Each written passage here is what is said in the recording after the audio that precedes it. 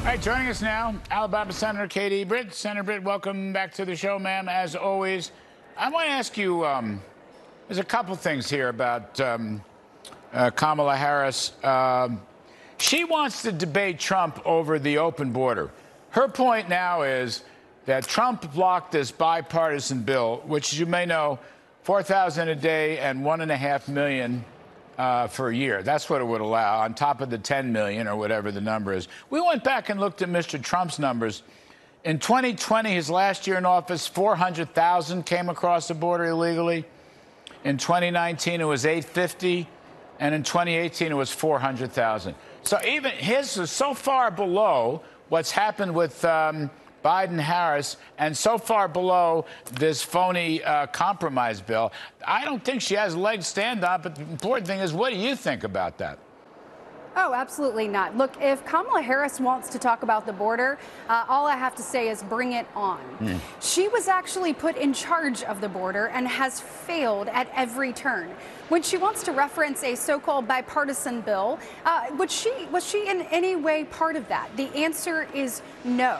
She was given a responsibility. Instead of digging in and figuring out how to fix it for the American people, she walked away. And as she walked away, we had over 10 million people come here illegally under her watch.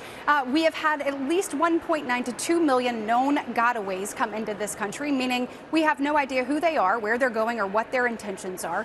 We know the terrorists have been coming over our border. We had more people on the terrorist watch list caught at our border under her watch. And we are seeing the effects of fentanyl all across our nation, knowing it's the leading cause of death between the ages of 18 and 45, and that's on her.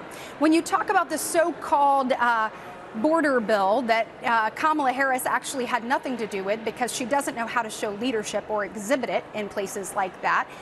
They failed to actually even put presidential parole on the table. Now let's talk about that.